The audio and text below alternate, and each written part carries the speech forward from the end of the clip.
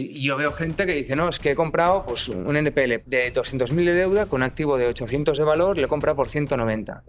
La has cagado. Un banco está hecho para ganar dinero, entonces ¿por qué va a vender oportunidades si él puede pasar por vía judicial y adjudicarse? He comprado un NPL y hay un activo detrás cojonudo y voy a por él. No, cuidado. O sea, El Estado ha puesto no sé cuántos miles de millones que son de nuestros impuestos para comprar eso, porque eso está ahí muerto de asco, ¿no? Pues ¿por qué no se hace algo con ello?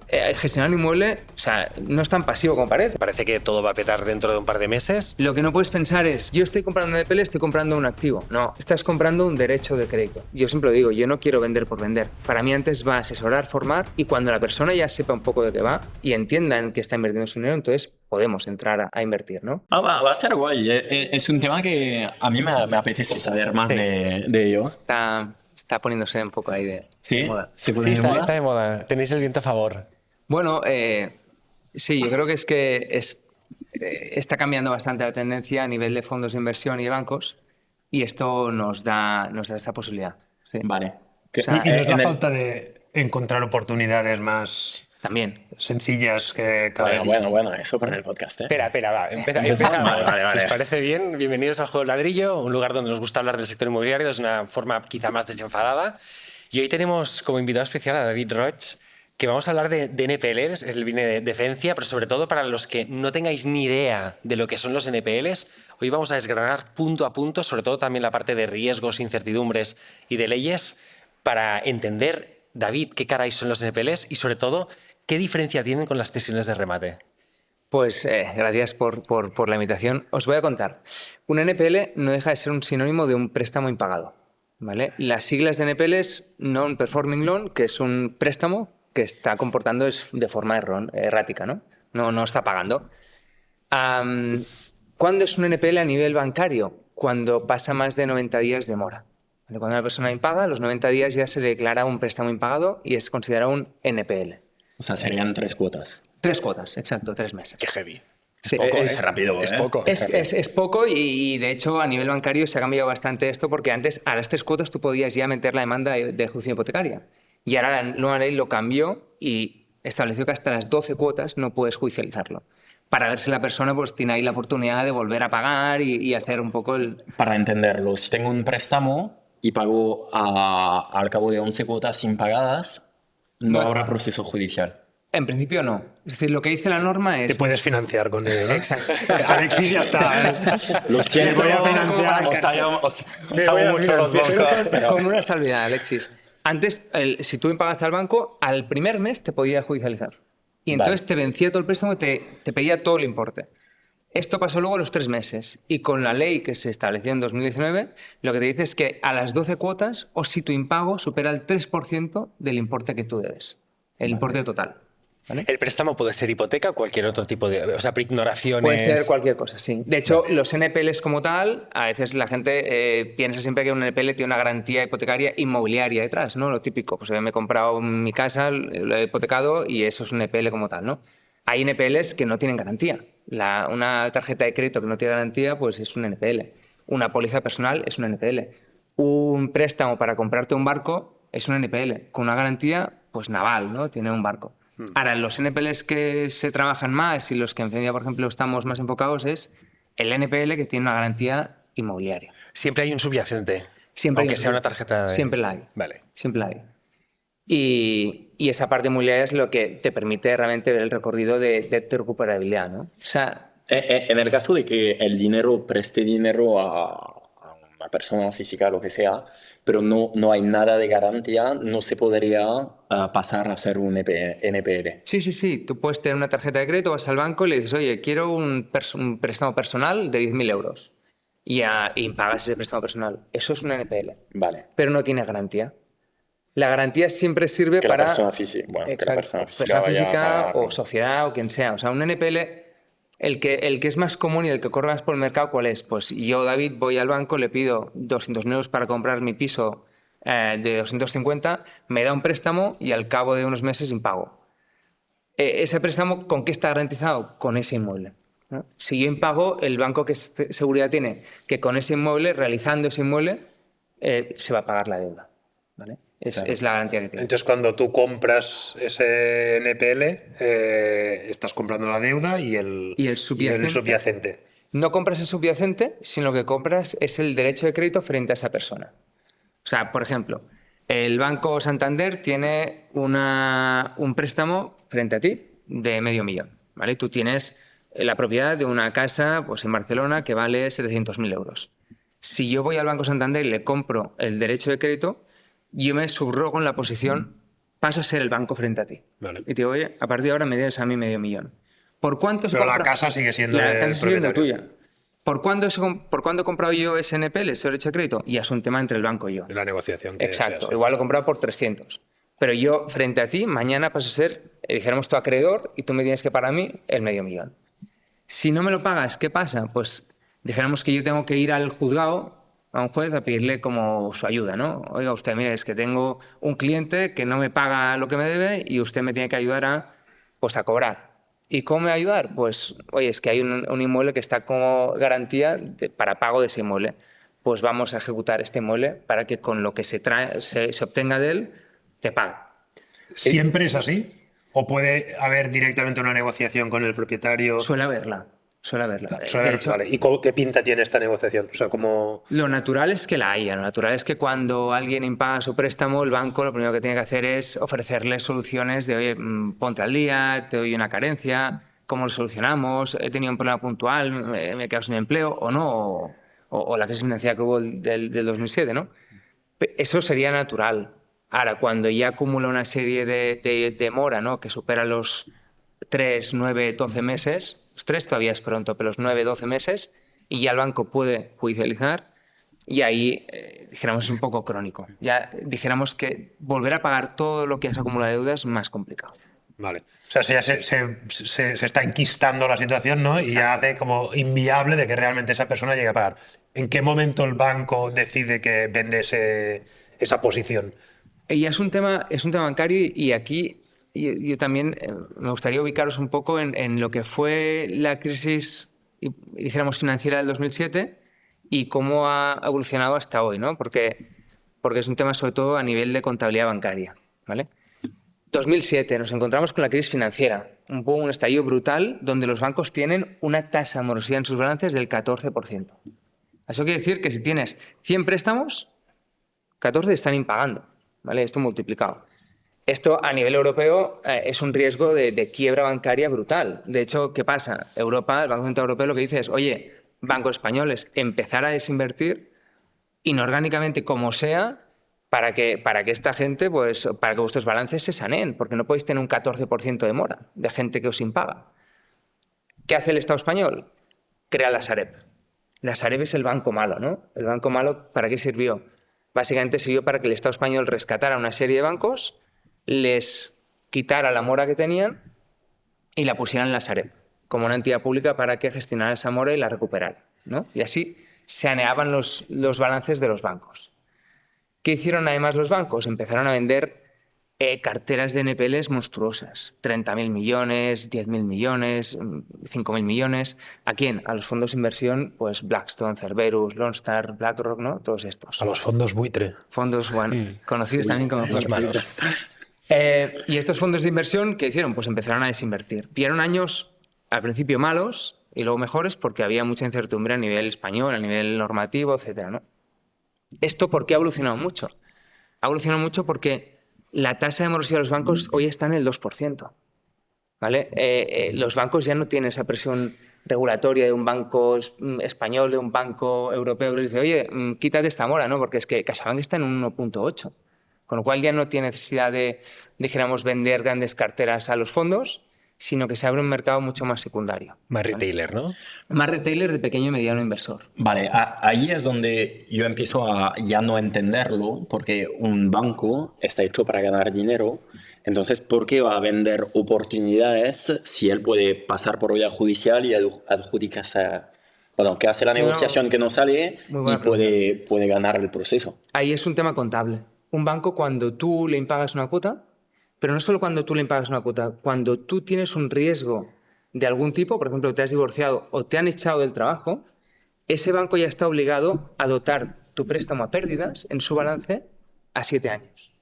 Quiere decir que si tú le des 100.000 euros, el año que viene tiene que mandar a pérdidas 14, el siguiente 14.000 más, el siguiente 14.000 más, aunque tú estés pagando, ¿eh? Porque tú te has despedido, tienes ahorros, te fichan en otro lado y sigues pagando. Pero el banco tiene que dotar tu préstamo obligatoriamente. Vale. Eso le consume al banco, pues, evidentemente, pues, capital. Y esto en el caso de perder el trabajo, divorciar, Hay una serie de pero con la causas. tasa de divorcio que hay. Alta. Y más en septiembre. Pero Hemos pasado el mes esto complicado. Es el momento de ir a buscar NPLs, ¿no? En septiembre. Esto pasa y sobre todo es una medida proteccionista para los bancos para no encontrarse en lo que pasó anteriormente. Vale. Sí. Entonces, Pero qué fuerte entonces para un banco tener un balance positivo, porque aunque estén generando y que haya devolución... Esta situación mercado. contable es la que le acaba obligando a asumir parte de pérdida y vender esa deuda más barata de lo que realmente es. Exacto. Vale. Ante un escenario de decir, voy a dotar el 100% del préstamo a 7 años, oye, pues si me pagan X con descuento, pues ya me interesa porque me lo saco del balance. Luego hay más riesgos añadidos. Los bancos que se han dado cuenta, primero, que no saben gestionar los inmuebles. Bueno, eso lo hemos visto Lo ya hemos visto en todos, muchas ¿no? ocasiones. O sea, no pagan las comunidades, los IBIs, ven que hay un coste de gestión brutal. No, y no tiene idea. Gestionar un inmueble, o sea, no es tan pasivo como parece, como decíais antes, ¿no? O sea, requiere de una gestión, requiere estar atento, requiere de mil, bueno, incertidumbres que hay, y el banco no está preparado para eso. A nivel de costes también le comporta mucho. Y luego a nivel regulatorio, ¿al banco qué le pasa? Que el gobierno pues, le ofrece, oye, como tú eres una entidad enorme, tienes un riesgo reputacional, tienes que ofrecer alquileres sociales. Ostras, me he metido dentro un parque inmobiliario de narices y ahora me está diciendo el gobierno que tengo que hacer alquileres sociales a todos a 100 euros el alquiler, ¿no? ¿O qué le pasa al banco? Que si yo compro un NPL, yo puedo llegar al Ocupa y decirle, toma, 5.000 euros y te vas mañana. Pero por una vez Y tú el banco no puede hacer No eso. puede o sea, hacerlo. ¿Estás de acuerdo en que el Estado obligue a los bancos a hacer un de protección oficial? Un Yo- alquiler social. Ya sabes la respuesta. Yo no creo en ninguna obligación. O sea, ¿por qué? Vale, pero está bueno porque beneficia a los pequeños en este caso. ¿A qué pequeños? A nosotros, las porque personas los físicas. bancos que hacen venden porque no lo quieren hacer y nos aprovechamos los pequeños Ah, no, eso inversores. sí. Bueno. Bueno, a nivel de compra. A No, nivel de ya que compra. decías que tenía es que estaba obligado a estos pisos a alquilarlos a 100 euros. O sea, ¿por qué? Lo que sí que la Sareb, el banco malo, sí que, oye, si aquí ha venido el Estado y ha puesto no sé cuántos miles de millones que son de nuestros impuestos para comprar eso, porque eso está ahí muerto de asco, ¿no? Pues ¿por qué no se hace algo con ello? Que yo no dejo de escuchar y no quiero entrar en política, los 300.000 viviendas que se prometen cada 2x3, que las van a coger del banco malo Porque y no pasa nunca. al ¿Por qué? día de hoy, ¿Por en qué no este pasa? banco malo, ¿qué queda? Quedan, a la Sareb le quedan todavía más de 14.000 millones de NPLs para desinvertir. De unidades. O sea, No, 14.000 millones de euros. de euros. En deuda. Sí. De endeuda. Da mal de cabeza. ¿Y el número de unidades sabes cuánto es? No, porque además ahí había mucho promotor quebrado.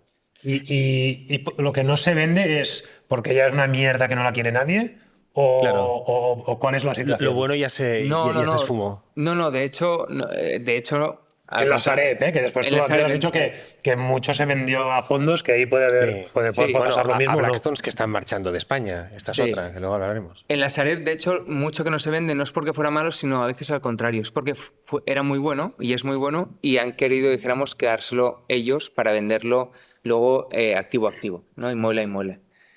¿Qué ha pasado dijéramos, qué impacto en la Sareb recientemente? Que como la Sareb es pública, lo que le han dicho es, oye, todo el residencial que tienes a partir de ahora está intervenido.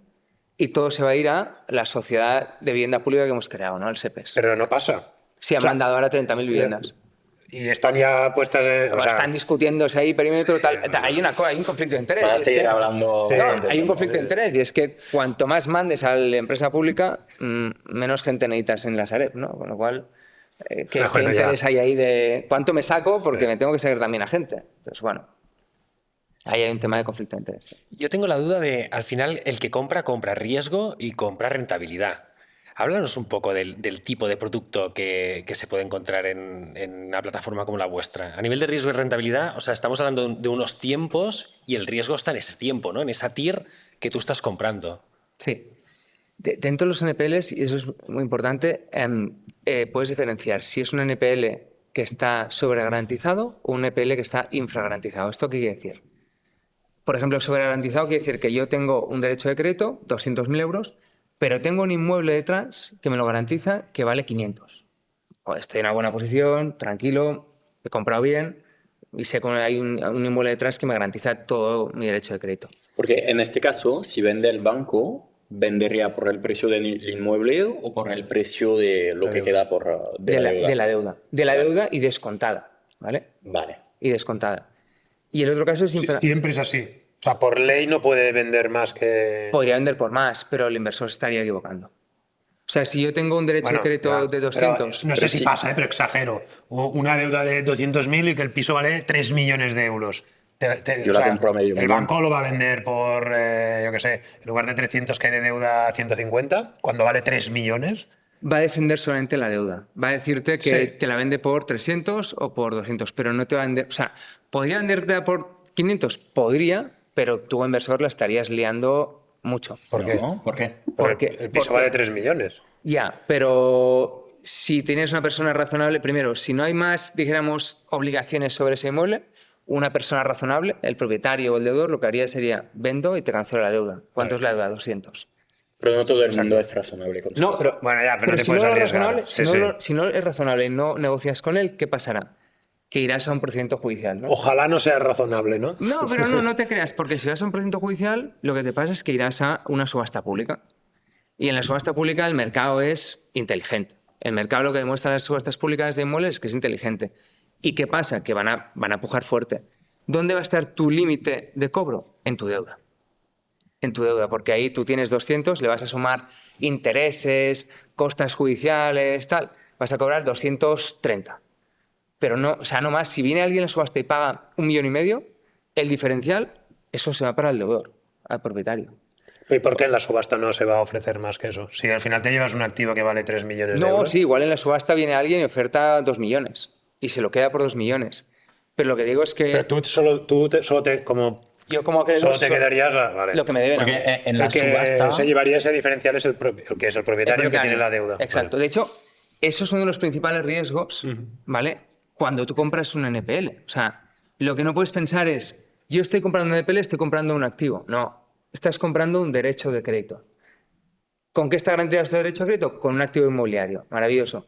Pero tu cap, o sea, tu limitación tiene que ser tu derecho de crédito. O el otro caso que os iba a decir, si tu inmueble vale menos que la deuda que tú tienes, tu limitación tiene que ser el valor del inmueble. Si por El inferior de los dos. El inferior de los dos, exacto. Sí, sí. O sea, si compro un derecho de crédito de 500.000, pero es que el piso vale 200.000, mi recuperabilidad esperada en mi business plan, ¿cuál tiene que ser? 200.000. Porque recuperar el diferencial contra una persona que está impagando y que es insolvente son sueños de fortuna, o sea, no va a pasar. Vale, para entenderlo bien, si no se paga, no se llega a un acuerdo, se llega a lo que es subasta. En subasta, lo que se subasta no es el NPL, No, es el inmueble. Es el inmueble. Vale, a nivel de subasta, no sé si vosotros ya habéis buscado un poco, yo he visto barbaridades, de pisos que se venden más alto que en el mercado normal. O sea, en algún momento se había puesto un poco de moda, veía pisos de 500.000 que se vendían 600, 700 mil. O sea, cosas que no podía entender. Y además en la subasta tienes algunos costes asociados que creo que hay que tomar en cuenta al momento de la venta. Y lo otro, siempre que se habla de NPL, se suele hablar de cesión de remate. ¿A qué nos referimos con cesión de remate? Es una inversión muy distinta. Cesión de remate es la cesión del derecho de adjudicarte un inmueble en la subasta, ¿vale? Y para ponerse en contexto, porque no es fácil, es cuando tú tienes un NPL y no te paga la persona, pones un procedimiento judicial, ¿vale? El procedimiento judicial tiene una serie de fases de, oye, te admiten la demanda, reclaman a la persona para que te pague, no te paga. ¿De cuánto tiempo estamos hablando? Cada juzgado depende. Eso es importante. Nosotros ¿Barcelona? En Cencia, es que en Barcelona hay más de 50 juzgados. Cada juzgado también depende. Vale. Entonces nosotros en Cencia tenemos un Big Data donde tenemos los tiempos de cada juzgado entre fases. Vale. Entonces podemos medir el tiempo que estará estimativamente un juzgado en dirimirte ¿sabes? En tramitarte un procedimiento. Una media del principio hasta el Exacto, final, pero de media más o menos que... En Barcelona, desde que tú presentas la demanda hasta que te la adjudicas, 3 añitos no te los saca nadie. Ya. Sí. No Vale, sé, entonces, exacto. Entonces, presentas la demanda, te la admiten, solitas la subasta al juzgado, el juzgado te la convoca y entonces se celebra la subasta. ¿Vale? Y en la subasta, pues puede acudir cualquiera, porque es una subasta pública. Cuando finaliza la subasta, si el ejecutante, el acreedor, es el que resulta el mejor postor, ¿no? Bien porque no ha ido nadie a la subasta o bien porque ha hecho la mejor oferta, entonces solo él puede tener el derecho a ceder ese derecho a adjudicación a un tercero. ¿Vale? Por ejemplo, si yo soy el acreedor y estoy ejecutando el inmueble de Albert y tú vas a la subasta y pujas y ganas la subasta, tú no puedes ceder el derecho a adjudicación a tercero. Vale. No puedes. Solo yo, si me lo adjudico, como soy el ejecutante, acreedor, puedo cedérselo al Albert. Si no, no. Vale. ¿Vale? Entonces, como acreedor, entiendo que no tienes que hacer una puja más alta de lo que queda pendiente de pagar, ¿no? No, exacto. Vale. Exacto. De hecho, esto ahora cambiará con la nueva normativa y ahora os lo explicaré porque se han cargado las subastas a futuro, pero bueno, de momento siguen siendo así. Entonces, cesión de remate es sinónimo, es lo mismo que decir ceder tu derecho de adjudicación de un inmueble. ¿Vale? Y eso lo puedes pactar por el importe que te dé la gana.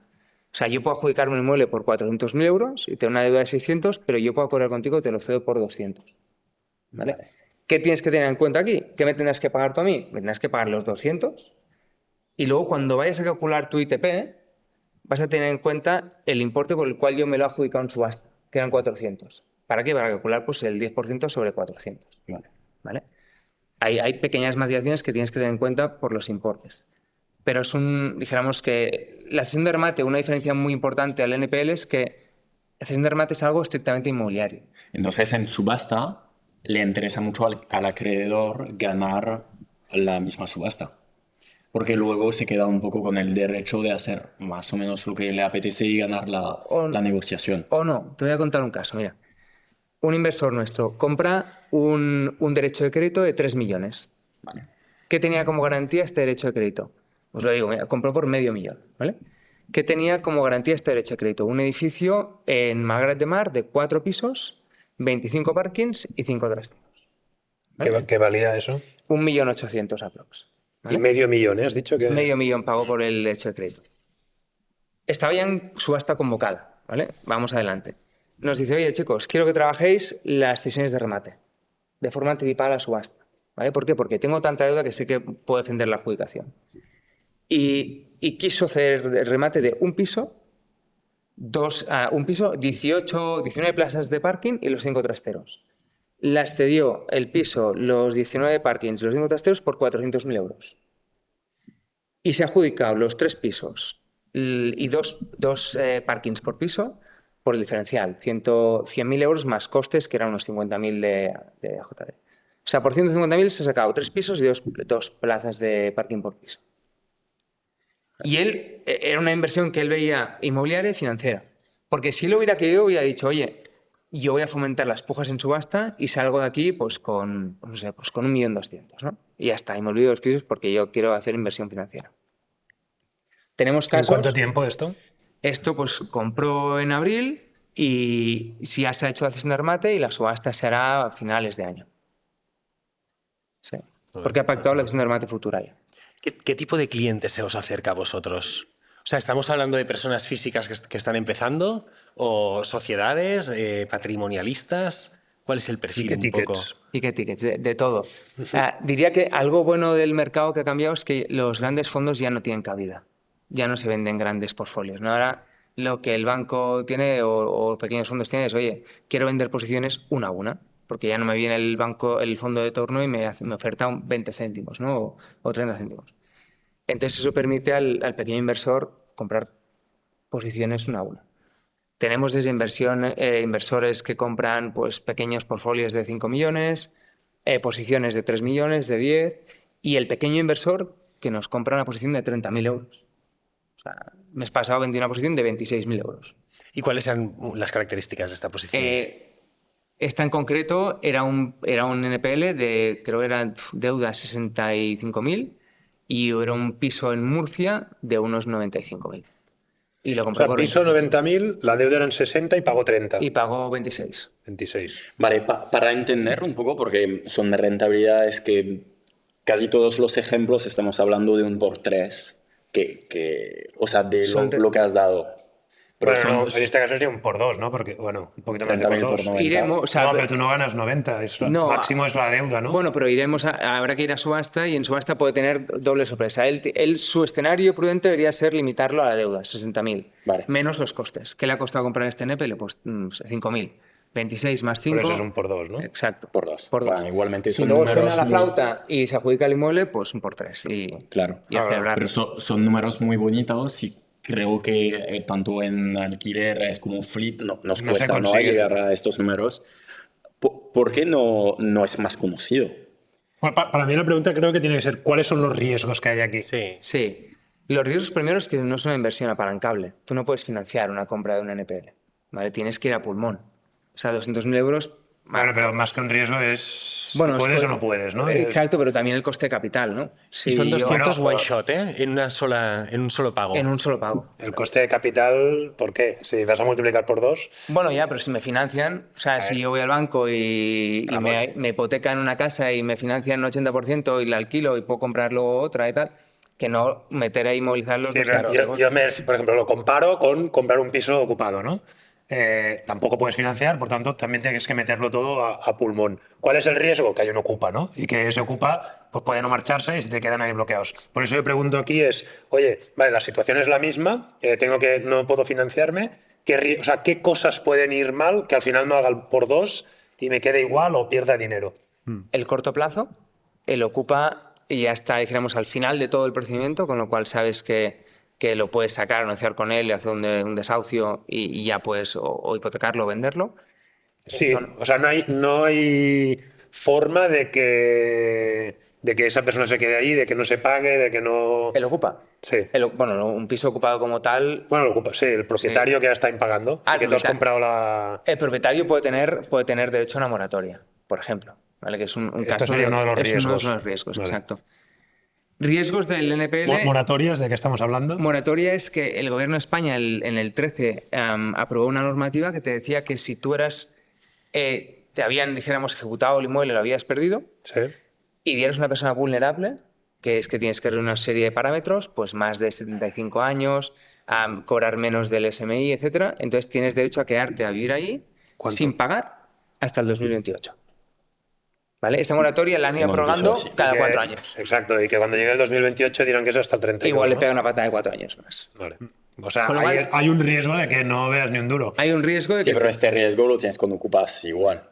Bueno, no, tienes- por eso. Pero o sea, con Ocupa, si yo conozco el caso y sé qué riesgos tienes, aquí no tengo ni idea de qué riesgos hay. Pues ahora, este es uno. Un riesgo es que el deudor de persona física que hay ahí sea una persona vulnerable. Vale. Eso tienes que Y analizar. esto entiendo que lo analizáis. Sí. ¿Tenéis acceso a la información para saber si es vulnerable Se o hace no? informe ocupacional. Mandas a una persona, dijéramos que habla con el ocupante, el banco también, el fondo lo sabe. Y esto no es mega falsificable. O sea, que cualquiera se declara vulnerable. Bueno, pero no, tienes que acreditarlo. Si no lo acreditas, se asume que no es vulnerable. Tienes que aportar la documentación, discapacidades, es muy acreditable. De hecho, normalmente esto tienes que dar parte al organismo autónomo porque tiene que también el saber que tú eres una persona vulnerable y es el juzgado el que te tiene que declarar vulnerable.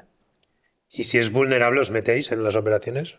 No, ¿O es un no a no ser que fuera? haya negociación. Si hay negociación, sí. Si no, no. Pero ese juego, ahí no van a falsificar documentación porque si no es un potencial delito, pero no. Entonces, riesgos, el tiempo. El tiempo es muy importante cuando tú compras un NPL saber en qué fase judicial está. ¿Está judicializado? No. Joder, es más tiempo. ¿Está en demanda presentada? Más tiempo. ¿Está en subasta ya solicitada? Pues esto ya está más cerca de la subasta, ¿no? ¿Está ya a punto ya para subastar con la tasa? Pues es que es inminente, ¿no? Entonces, el factor tiempo es determinante. ¿Por qué? Porque el juego Barcelona es un juego que puede durar 3 años, pero es que el de Vendrell dura 6. Con lo cual, joder, esos efectos de cálculo de la TIR es Claro. determinante. Eso es importantísimo. Por suerte que se duplica después de 6 Claro, años. es clave Claro, saber claro. el factor tiempo, es muy importante. Luego las cargas. Cuando tú compras un NPL, puede ser que vayas directo a la adjudicación del inmueble, ¿no? Si ese inmueble, dijéramos, te lo adjudicas, hay 2 cargas que tendrás que asumir sí o sí como adjudicatario. La comunidad de propietarios de los últimos 4 años y el IBI que no esté prescrito. Eso te lo vas a comer sí o sí como adjudicatario. ¿Cuánto es? También 4 o 5 años, ¿no? El IBI, la normativa te dice 2 años, pero luego te hace una salvedad. Y es que te dice, tienes que pagar 2 años, pero también te podemos derivar responsabilidad y pagar todo lo que no esté prescrito, que hayamos ido reclamando, por tanto hayamos ido interrumpiendo. Sin límite. Sin límite. Por lo cual tienes que intentar también Vale. pues, ver si hay dentro de la nota simple una anotación de embargo del ayuntamiento que lo ha ido prorrogando. Si no la hay, no la hay. Que No hay podría haber sentido. cargas ocultas también. Cargas ocultas ya es más un tema sobre el inmueble, ¿no? Si el inmueble tiene algún vicio oculto pues que eso no lo advertiste. El que el inmueble tenga un vicio oculto es diferente si compras un inmueble, ¿no? Si yo te compro un inmueble a ti, pues tú como vendedor responderás de vicios ocultos que yo encuentre. Cuando tú te adjudicas un inmueble en un proceso de ejecución, dijéramos, el ejecutado que ha perdido el inmueble no te va a responder de los vicios ocultos. Claro. Entiendo que la mayoría de todas las cargas y la mayoría de los problemas grandes se podrían encontrar en la nota simple o hay que ir mucho más allá de esta. Yo te diría que nota simple es clave, porque es lo que da fe pública. Hace poco hemos explicado cómo leer una nota simple, así que lo podéis buscar. Con ChatGPT, ¿no? Eso es importantísimo. No, Albert, ¿no? Lo explicaste. Sí, sí, lo comenté. Pero es una lección importantísima, ¿no? porque la nota simple es clave. Y luego, eso es clave porque el registro de propiedad al final da fe pública. Entonces, lo que no existe en nota simple tampoco te vincula. No existe, exacto. Exacto, no existe. Y luego la parte del estado ocupacional. O sea, eso ya es un tema que tienes que ir a verificar, ver lo que hay y cómo se trata, ¿no? Y a nivel de negociación, ¿qué porcentaje tenéis de negociación antes de llegar al proceso judicial? Porque cuando ocupas, yo diría que más del 50% se puede cerrar en negociación. Que en estos casos, ¿de qué estamos hablando? Pues a efectos de experiencia, una cartera que yo gestioné que eran 40.000 hipotecas, eran 6.000 millones. Los primeros 3 años cerramos amistosamente el 50% de la cartera. Vale. Amistosamente, el 50%. También es verdad que dimos más de 30 millones en ayudas. ¿Vale? Ayudas económicas de mudanza, de compensaciones, de pago de entradas de alquileres y luego con donaciones. Oye, te vas, hacemos una dación en pago o acordamos la venta del piso y te condono el diferencial de la deuda, no te reclamo nada más. ¿Vale? El resto, ¿qué problema a veces hay? Que por ejemplo, tú estás de acuerdo en llegar a un acuerdo amistoso, pero es que hay otro, dijéramos, deudor que se ha ido porque se ha fugado a su país. O que sois todos, estáis divorciados y estáis enfadados y el otro no quiere un acuerdo. El acuerdo tiene que ser con los dos, ¿no? O que pese a que quieres llegar a un acuerdo, se te han ido acumulando por detrás, que lo verás en la nota simple, un montón de embargos de Hacienda, de Seguridad Social, de otros bancos, de etcétera, que no te permiten llegar a un acuerdo amistoso, sino que tienes que ir sí o sí a la subasta. ¿Por qué? Punto importante. La subasta lo que hace es que cuando tú subastas una hipoteca, la hipoteca que tú estás subastando lo que hace es que te limpia todo lo que hay por detrás. ¿Vale? Las subastas del BOE. Cuando tú vas a una subasta del BOE y te adjudicas un inmueble, todo lo que hay detrás en la nota simple de la hipoteca que está ejecutando se limpia. Vale. Menos el IBI y la comunidad. Vale. Pero todo lo desaparece. Interesante. Sí. Entonces, yo creo que hay una diferencia muy importante entre el NPL y la cesión de remate. Porque la cesión de remate es estrictamente inmobiliaria. O sea, yo analizo el inmueble, analizo el precio de compra por el cual me lo venden y luego la parte ocupacional, ¿no? ¿Quién vive ahí? ¿Qué acuerdo puedo alcanzar con él para sacarlo? El NPL es un negocio financiero o inmobiliario. ¿Por qué? Por ejemplo, tengo un caso ahora que es un derecho de crédito de 50 y pico mil euros. Activo, un chalet en Marbella dentro del Golf de 700.000 euros de valor. ¿Por qué precio lo venden? Por unos 40.000 euros. ¿Por qué la persona no coge, vende el chalet y cancela? Porque tiene un embargo de Hacienda de 1,5 millones. No puede. vas a ir seguro a subasta. ¿Y en subasta qué te van a pagar? Pues mira, si la deuda es de 55, vas a ir acumulando un interés de demora, más unas costas, más tal, vas a ir a subasta con 85 y de aquí 2 años y medio te van a pagar 85. Con lo cual, importante, ¿por cuánto has comprado? Pues por 35 versus 85. Pero en la subasta como que puede participar todo el mundo, se puede ir por las nubes Seguro, también. seguro, y va a haber pujas por 500 y 600, tal, pero tú vas a cobrar 85. Es un negocio financiero. Ya. Ahí no es real estate. Yo sé que hay un activo que me lo garantiza, pero es que yo estoy limitado y no voy a acceder al inmueble. O sea, Entonces tú lo compras ya sabiendo que se va a ir a subasta y que lo duplicarás y... Pero ese es uno de los principales errores que muchas veces comete la gente que no entiende el NPL. He comprado un NPL y hay un activo detrás cojonudo y voy a por él. No, cuidado. O sea, ¿por cuánto has comprado un NPL? Por tanto, ¿cuál es la deuda? 200. ¿Qué vale el inmueble? 800. No, Claro, no te va a salir gratis Tu ese- recuperación es esta, punto. Entonces, y yo veo gente que dice, no, es que he comprado pues, un NPL de 200.000 de deuda con un activo de 800 de valor, le he comprado por 190. La has cagado.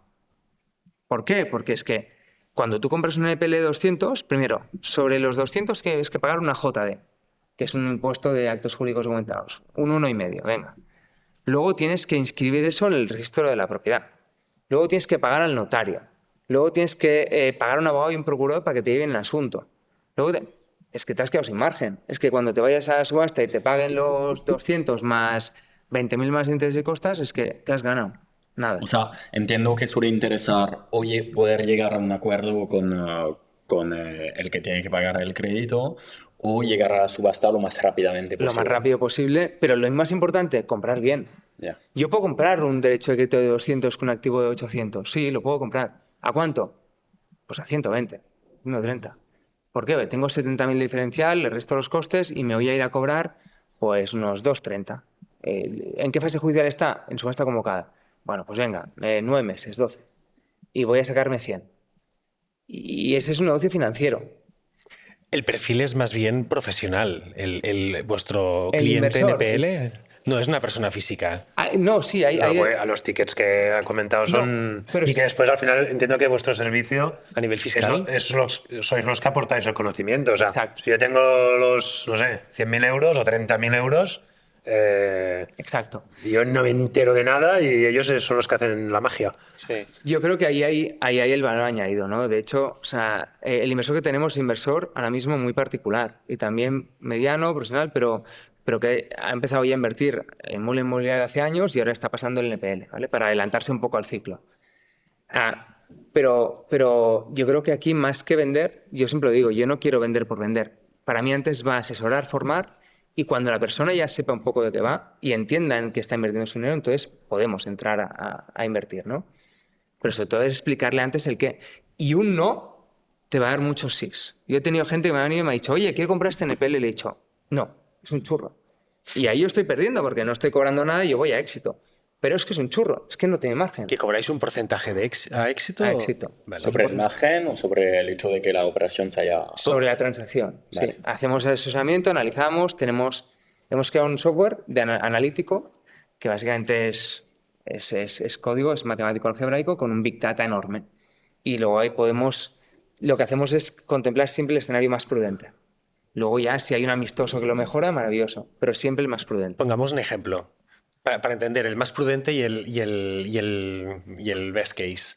O sea, no sé, pongamos un ejemplo de una operación Por ejemplo, pues...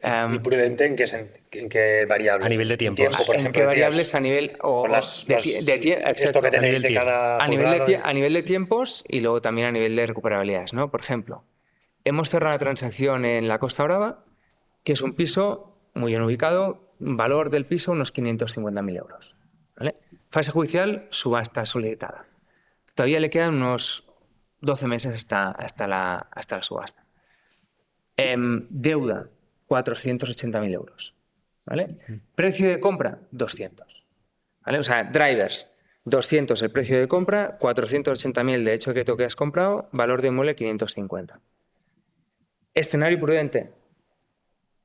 Voy hasta la subasta, 12 meses, llego a la subasta, es un inmueble que en subasta no suelen salir este tipo de inmuebles en subasta, por tanto va a haber puja seguro, ya sea por la propia comunidad, y te ofertan pues 510, 520. Recuperabilidad prudente, los 4,80 más los intereses que se generen desde aquí hasta aquí, los 12 meses, y luego las costas judiciales. 4,80 más 505. Escenario prudente, 505.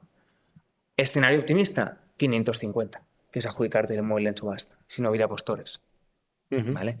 Con lo cual, margen del escenario, dijéramos, prudente, has comprado por 200, has tenido de costes a JD, que unos 7.500 eran, más luego la comisión, más luego la notaría, registro, tal, te ha sido un all-in cost 220 versus 505. Pues le ha sacado este margen de... ¿Y no hacéis escenarios de tiempo también? De, oye, yo contaba que eran 12 meses, pero lo hago con 24, yo qué sé. O sea, puede ser que algo se os vaya de que ¿A 10 estimabais años? 24 y al final eso no avance porque se declara vulnerable, por las mil cosas. Podría pasar, es decir, puede pasar. De hecho, la estimación de tiempos que hacemos lo hacemos en base a miles de procedimientos que han pasado por esas fases dentro del mismo juzgado, ¿no? Para hacer una media. Pero puede pasar que en un juzgado una persona, pues de golpe el oficial causa baja y se va a 3 meses. Y... Vale. No, pero por ejemplo, o sea, entiendo que cuando hacéis este análisis ya sabéis, por ejemplo, que esa persona no es vulnerable. Entonces ese riesgo del desfase en el tiempo ya no es tan bestia como hasta el 2028 o en el 2028 quizás hasta el 2032. O eso no entra dentro de este análisis. Dentro de este análisis no, entra más en el análisis ocupacional que hacemos, que entonces se hace el informe y si se detecta luego que hay una persona vulnerable, se le suma más tiempo en la parte de posesión. Vale. ¿Vale? Hay una parte que es hasta la adjudicación y luego cuánto tardamos hasta la posesión. Porque una vez que la convocatoria de subasta está hecha, ya no se puede pactar con el... Se puede pactar siempre. Siempre se puede pactar, Hasta la subasta, hasta el último momento. hasta la subasta se puede pactar. Vale, entonces un caso favorable a ese no sería llegar a pactar. Por ejemplo, sí, pero bueno, puedes llegar a un acuerdo y decirle, oye, pues no puede vender porque tiene cargas por detrás, con lo cual vender no puede, tiene que sí o sí a subasta. Entonces, pactar ahí, ¿para qué? O sea, pues vas a un escenario de subasta y vas a Depende de cobrar las cargas que hay. 505 o si te adjudicas el mueble, pues por 550. Ya. Maravilloso.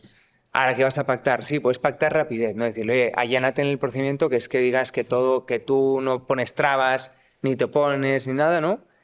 Y esto va a ir más rápido, con lo cual, oye, yo anticipo mi salida, ¿no? Vale. Y en tema, antes de pasar por todo el proceso judicial y tal, vosotros entiendo que intentáis pactar siempre, si aún no está en marcha todo. Tenemos que partir de la base que el que ha vendido el derecho quieto ha intentado pactar ya. O sea, ya viene algo quemadito, el tema es que igual lo que le ha ofrecido pues no le convencía, ¿no? Y le ha ofrecido 5.000 y la persona pues por 5 no, pues por 15 sí, ¿no? Y tu margen eso sí lo da. Entonces, algo de negociación ha habido. También os diré una cosa, los servicers, los bancos, los fondos negocian a veces por teléfono desde Madrid, una posición de Guadalajara, pero también de Pontevedra. No es lo mismo que te plantes tú ahí, le mires a la cara y digas, oye, vamos a sentarnos y llegar a un acuerdo. Esto no se hace. Y entrar un poco más en la parte emocional de lo que busca, cómo lo podemos ayudar. Buscar ese win-win, ¿no? Que a veces perder menos también es ganar. Y cuando tú a una persona que ya lo tiene perdido le ofreces pues una ayuda, pues esto sí lo voy a coger, ¿no? ¿Tienes alguna anécdota de negociación que haya podido pasar, un poco que te haya quedado en la mente?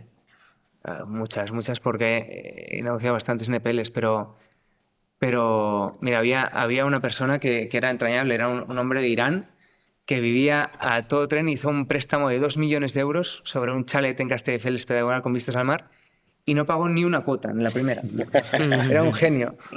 Y él, cuando te reunías con él, te decía, es que acabo de llegar con el jet privado que él exportaba y importaba caviar. Pero no había pagado ni un préstamo y hacía años y años que debía, ¿no? Y el hombre negociaba, y era un negociador nato, ¿no? Y el tío sabía de lo que Buen iba. emprendedor, ¿no? Exacto. Sabía de qué iba y era un tío entrañable. Decía, joder, pero tienes que pagar, que ya tal, si no, oye, vendemos y ya está, o dacionamos, me das el inmueble y yo te dejo limpio de deuda. No, pero claro, es que aquí viven mis 8 hijos y... Pero ya, tus hijos, el más pequeño tiene 35 años, tío. Ya, pero es que yo aquí, es que es mi casa y me siento como... Y al final llegamos a un acuerdo y el hombre, no sé cómo lo hizo, buscó financiación alternativa y demás, hicimos un descuento y el hombre pues acabó comprando él el inmueble, ¿no? Vale. Entonces, bueno, era una posición que eran 2 millones de valor de inmueble, la deuda eran 3 millones y pico, porque se había depreciado bastante el inmueble. Y a él le salió a cuenta no pagar durante todo este tiempo y luego pagar los intereses de demora y todo esto. Y A él le salió a cuenta más que nada porque como él, dijéramos, era una posición que se le había el banco y el banco se le había vendido a un fondo de inversión con mucho descuento, el fondo de inversión tenía más margen para ofrecerle a él, ¿no? O sea, esto, un caso... La pérdida que asumía el banco era su... o ese margen, parte se lo pero capturaba él. él se habrá quedado con el dinero durante 4 o 5 años y igual ha podido generar muchísimo más Sí, sí. que lo que... Un caso muy visual. Le des al banco 400.000 euros y tu casa vale pues 400.000 euros. Y viene un fondo de inversión, pues estás impagando, viene un fondo de inversión y compra eso al 50%, paga 200.000.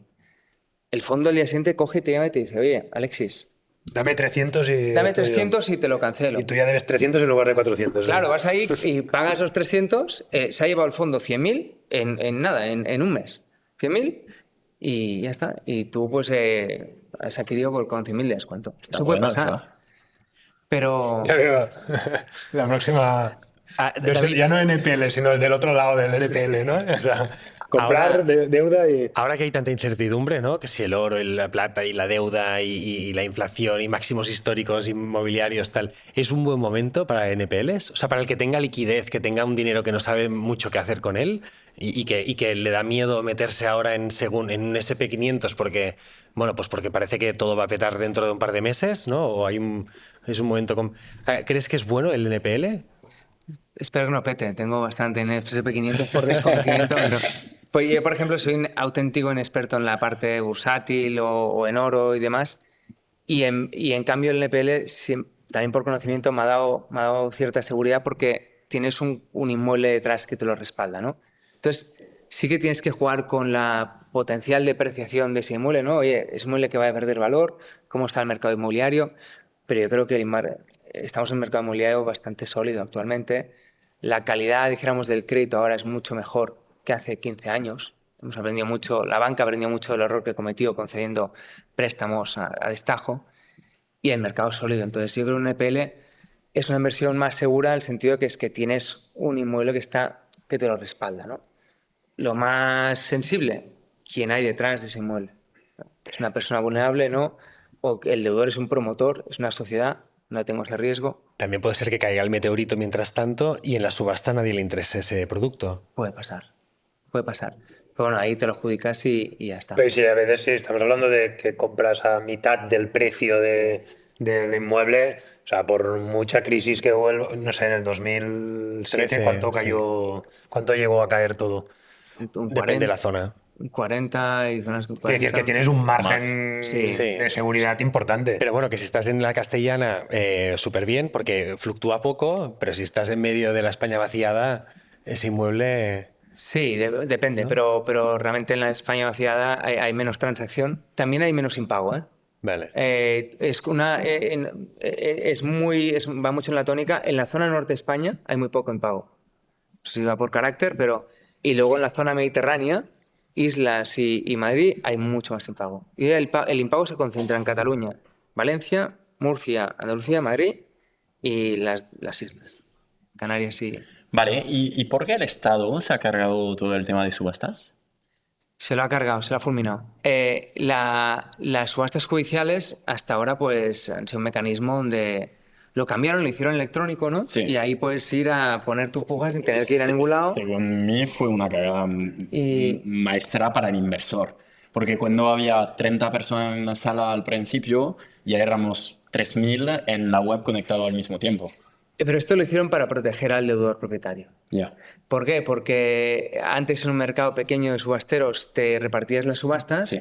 y cuanto menor era la oferta, ¿quién perjudicabas? Al deudor. ¿Por qué? Porque más deuda dejabas por cubrir. Pero el inversor era, Para el inversor era mejor. bueno. Era una O sea, mafia. a Francia aún se hace así. Era una mafia. Sí, Una mafia. Era Una pero- mafia no, subastera. pero era una mafia pero muy fácil de entrar adentro. O sea, yo fui a varias subastas y te haces amigos en 2 Todavía segundos. hay, ¿eh? Hay las Sí. de drogas y demás, las Sí, celebran sí, pero en no, Madrid ya. y puedes ir ahí y con... Pero no son de inmuebles. Sí, sí, sí, sí. Ah, de inmuebles Sí, sí, también. sí, sí. Vale. Sí, mira, de hecho, luego os enviaré unas que hacen el 20 y pico de noviembre, inmuebles en Madrid, en el sur, en Benalmádena, Terrassa y tal, Pues me gusta eso. muy descontadas, y tienes que ir ahí con el papelito y levantarlo y hacer tu puja. Pues Vamos. en Francia aún se hace y es brutal porque al final cuando es un pueblo conoces los 15, 20 que, bueno, o menos que pujan y en 2 subastas te haces amigo. Te haces amigo, oye, déjamelo, quieres un billete, toma, pero déjamelo al menos pujar en algo.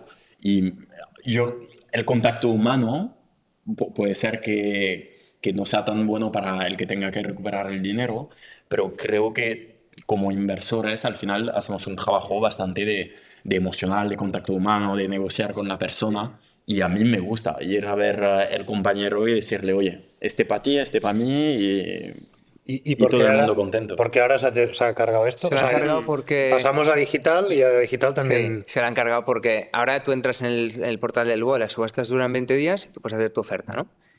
Pues ahora en abril aprobaron una nueva norma que para los procedimientos que se inician, los procedimientos judiciales que se inician a partir del 3 de abril, cuando lleguen a la subasta será a sobre cerrado. O sea, ya no será una subasta.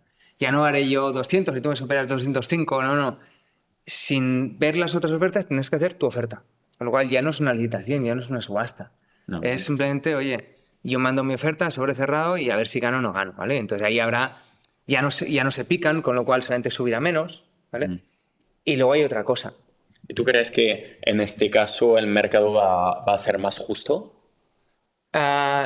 No lo creo, no lo creo. El perjudicado va a ser solamente el deudor propietario porque la gente irá a probar a ver si cuela y si no cuela, pues a otra. También perjudican al inversor porque la fianza, el depósito pasa a ser del 5 al 20%, con lo cual ya no es lo mismo ir a una subasta, congelar el 5% y hacer participar en 5 subastas a la vez que tener que meter el 20, el 20, el 20 y el 20. O sea, para mandar Una una oferta. oferta tienes que Pero yo depositar creo el que 20. esto El para el 20% inversor es del valor. bueno, porque Habrá en menos. algo que tiene 4 millones de valor, quién podrá y quién tendrá No, los no. cojones de decir, Vale. pues 20% lo congelo? Aparte, no es un dinero que muchas veces te vuelven al día siguiente, sino No, que no, te dura un vuelven, oye, montón. al cabo de 6 meses estás ahí, oye, mi fianza. Sí, espera, que todavía no ha dicho el ejecutante si lo quiere quedar o no. Ya, tengo congelado el 20% de no sé cuántas subastas he participado. Y luego la tercera añadida es que hasta ahora, cuando tú eras el banco, el fondo o el ejecutante, que estabas ahí, dijéramos, en la subasta, tú podías no participar y mirártela.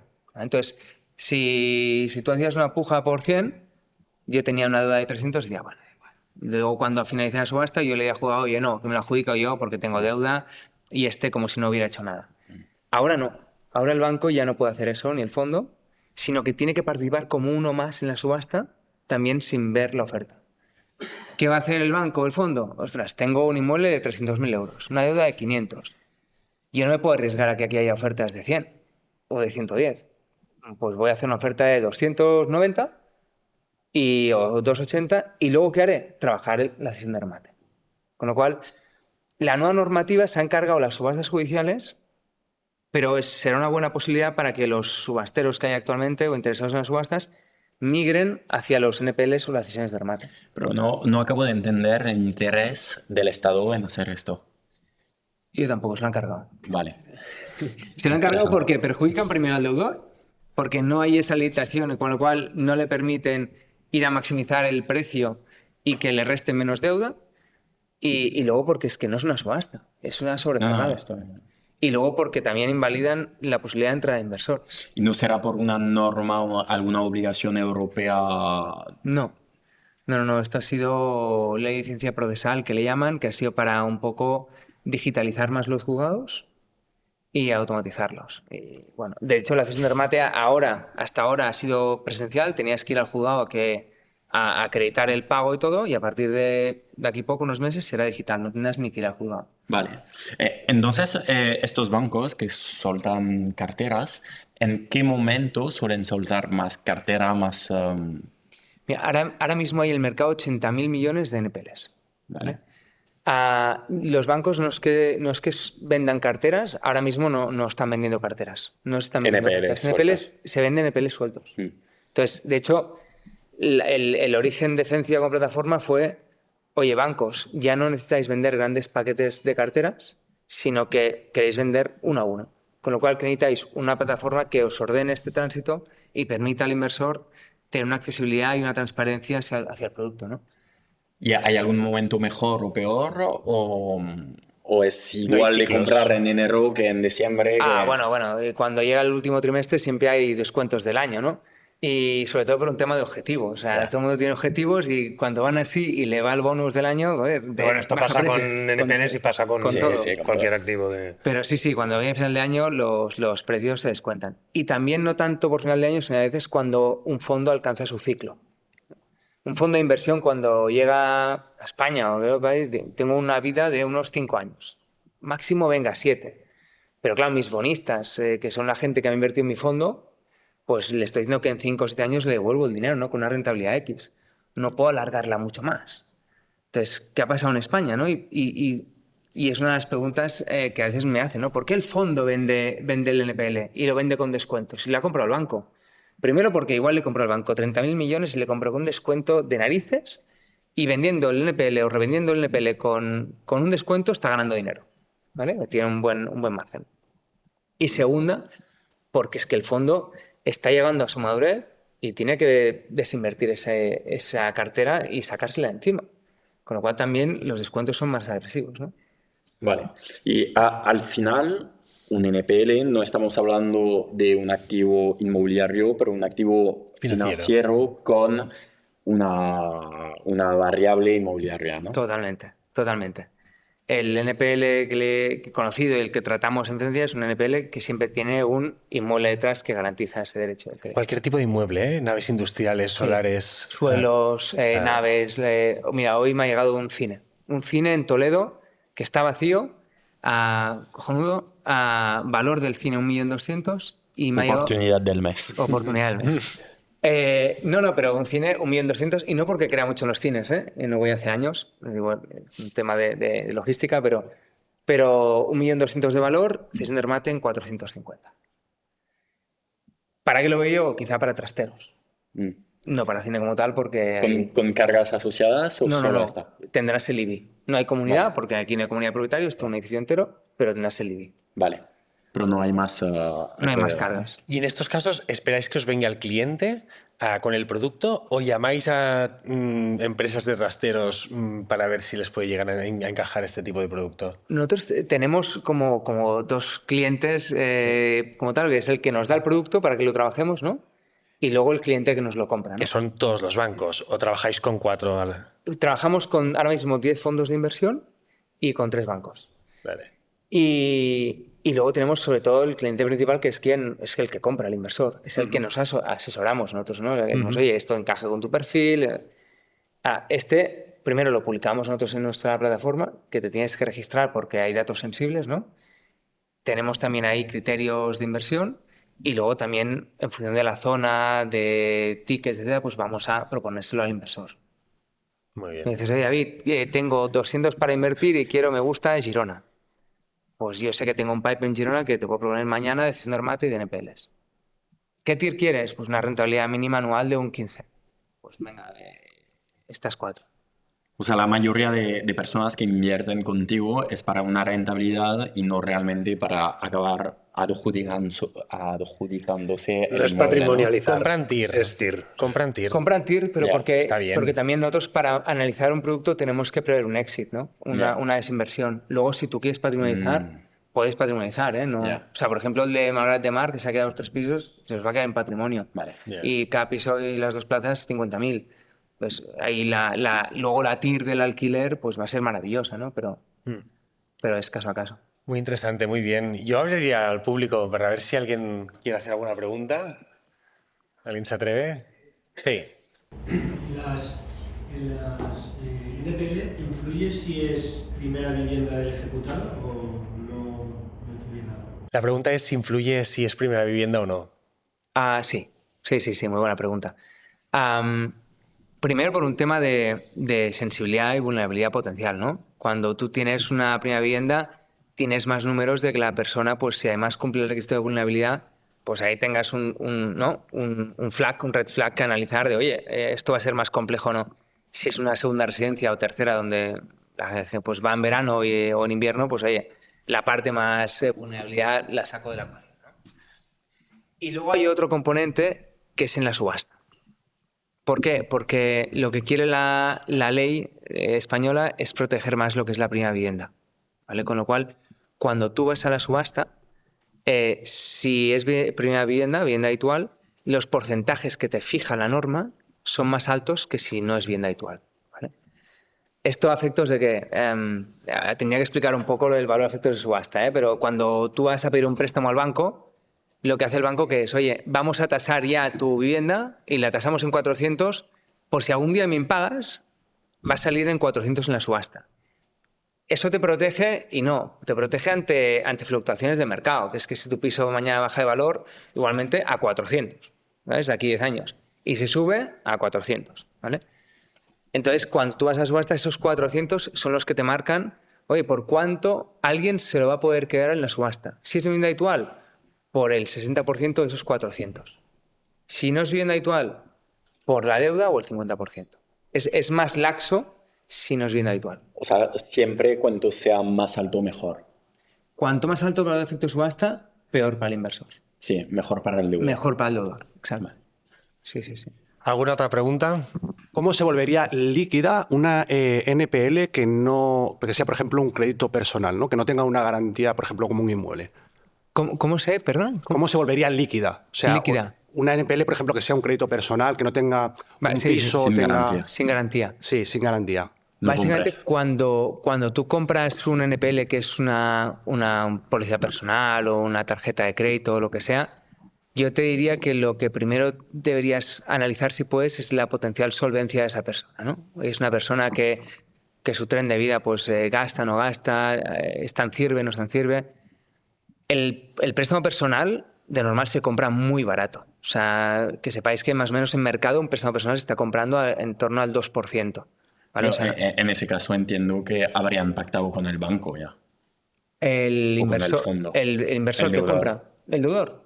No. Yo creo que es más un caso donde tú tienes... Yo tengo una póliza personal con el banco de 10.000 euros, le impago, y el banco lo que hace es vender esa póliza pues, al ver.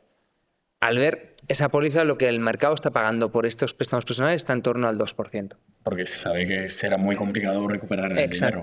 Exacto. Porque sabe que la posibilidad de que le pague la persona pues es baja y también porque pues, ya se lo ha dotado o lo que sea. ¿Qué tienes que hacer ahí? Le tienes que hacer un procedimiento, dijéramos, judicial que es de ejecución dineraria, que le llaman, que es ir a embargar a esa persona pues cuentas bancarias, un coche, lo que sea, para realmente hacer líquido esa deuda que tienes frente a él, ¿no? Pero es encontrar ahí ya los bienes muebles o inmuebles que tenga que tú puedas realizar para cobrar tu deuda. Lo importante, comprar a derribo. O sea, esos préstamos no tienes ninguna garantía detrás más que el perfil de persona que puedas ver. ¿Alguna ¿Alguna pregunta más? A ver, el tema de los NPL a día de hoy me parece muy interesante porque, bueno, las rentabilidades es bastante complicado encontrarlas en el mercado normal. Entonces, mi pregunta sería, para un inversor que tenga tiempo y ganas, ¿cómo podría aprender sobre los NPLs y bueno, introducirse en este mundo? Pues hablando con nosotros, te diría. Pero... No, nosotros, mira, de hecho, ahora se acerca a nosotros una institución nacional que hace educación financiera, ¿no? De forma totalmente imparcial.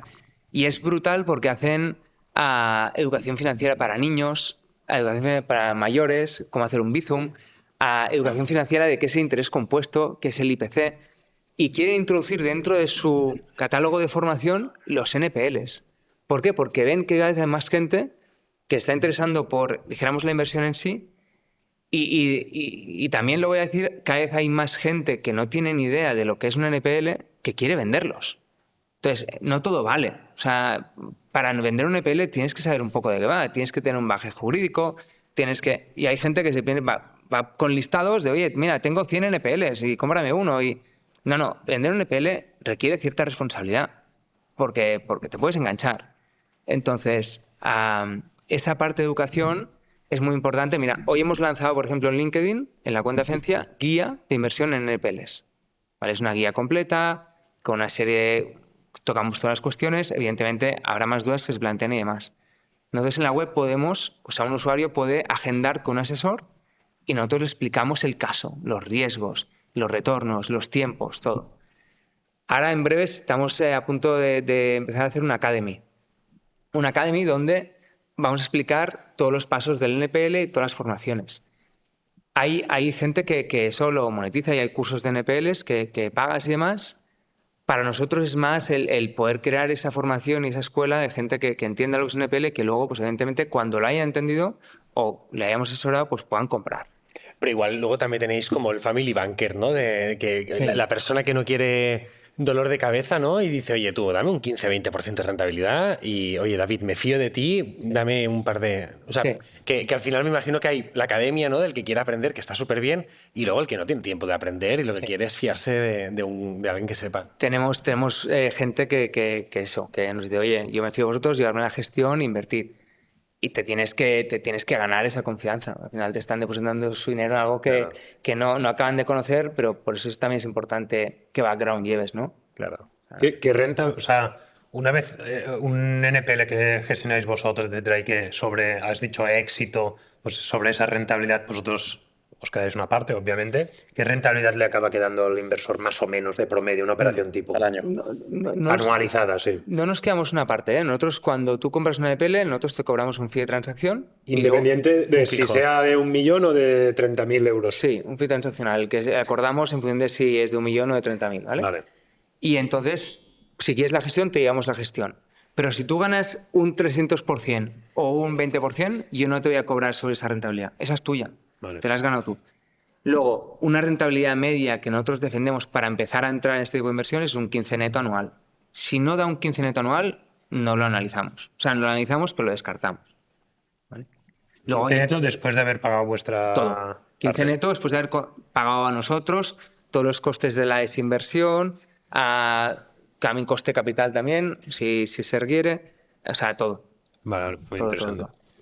Muy bien, Perfecto. muy interesante, ¿no? Algo distinto. Ya tengo ganas de invertir. Yo también. en Yo NPL. también he entrado gusanillo. Ahora en la cena vamos a hablar un poco ¿Has más. traído tarjetas? No, pero bueno, tenemos el contacto. ¿Dónde te puede contactar la gente? Pues mira, tenemos nuestra web es fencia.es, hay que registrarse, como comentaba, por un tema de confidencialidad, y luego pues en nuestros perfiles david.roch, ahí. KYC también. A la hora de formalizar, no. Vale. Nosotros la formalización es un acuerdo de confidencialidad que la persona firma digitalmente y ya está. Es por un tema de que los bancos y fondos nos han exigido que tengamos una confidencialidad porque están dando sus tripas, ¿no? Están viendo quién es la persona que debe, cuánto debe, pues eso sí es sensible. Podemos dejar el enlace por abajo, ¿no? Lo dejamos aquí abajo. Esto- Y darle al like. Like, ¿no? seguir. Suscribirse. Y la guía de inversión. Y la guía de inversión de LinkedIn. Muchas gracias. Y hasta el Gracias. próximo. Hasta luego. Venga, hasta luego. Chaval. Genial. Mañana no me podré mover de la cama, tío. Estoy más tieso que... Bueno, a ver si has entendido algo, ¿no?